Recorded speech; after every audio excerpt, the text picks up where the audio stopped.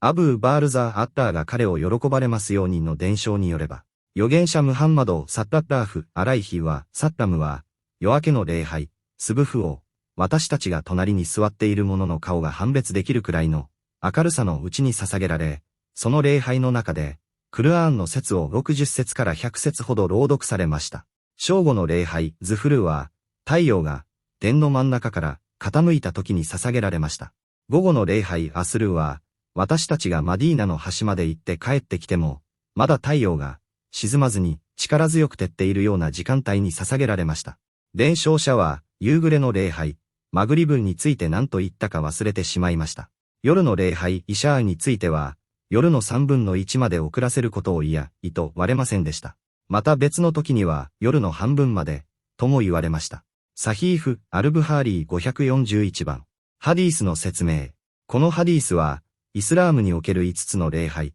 サラートの時刻について説明しています。1、夜明けの礼拝、ファジュルースブフ。預言者サッタッターフ・アライヒは、サッタムが礼拝を終えた時、隣に座っている者が誰であるか判別できた、という記述は、礼拝が終わる頃には夜の暗闇が消え始めていたことを意味します。当時は電気がなかったため、彼らは暗闇の中で礼拝を始めていました。別のハディースでは、ガラス、薄明かりの中で礼拝を捧げたとあります。ガラスとは、夜の暗闇と朝の光が混ざり合う時間帯のことです。神聖の夜明け、ファジュル、サーディク小括弧割コロン島の空に光が広がり始める時が礼拝の開始時刻です。空の中ほどに狼の尾のように現れて消える、偽の夜明けでは礼拝は成立しません。女性の参列、当時、女性たちも全身を布、ムルートで覆って礼拝に参列していましたが、暗闇のため誰であるか判別できませんでした。これは、顔を隠すこと、ヒジャーブの義務化とも関連しており、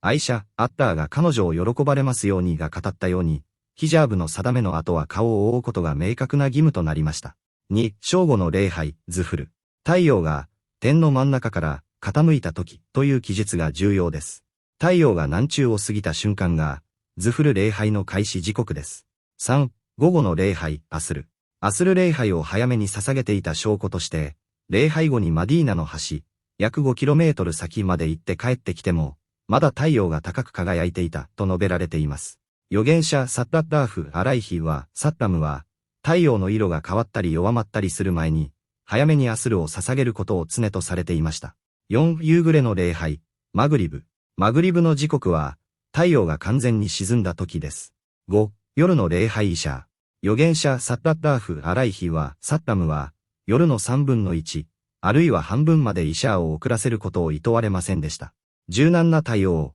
人々が集まるのが早ければ早く行い、集まりが遅ければ遅らせるという配慮をされました。理想的な時刻、預言者は、私の共同体、ウンマンに負担でなければ、これが本来の理想的な時刻である、と仰いました。しかし、現代の都市や村のモスクでは、病人や早く寝る必要がある人への配慮から、時間を遅らせずに早めに行うのが一般的です。時刻の限界イシャーの時間は、夜の半分、真夜中までです。それを過ぎると緊急時以外の時間は終わります。夜の長さの計算。夜とは日没、マグリブから夜明け、ファジュルまでを指します。冬、夜が長いため、夜の半分は11時半頃になることがあります。夏、夜が短いため、夜の半分はより早い時間になります。いかなる場合も、夜の半分を過ぎてから礼拝することは許されません。結論、一部に、空が明るくなってから礼拝しなさいという趣旨の伝承、アッスフィルーもありますが、最も正しい理解は、夜明けが確実になった直後に、まだ暗いうちから礼拝を始めることです。預言者サッタッターフ・アライヒは、サッタムの多くの実践例がそれを示しています。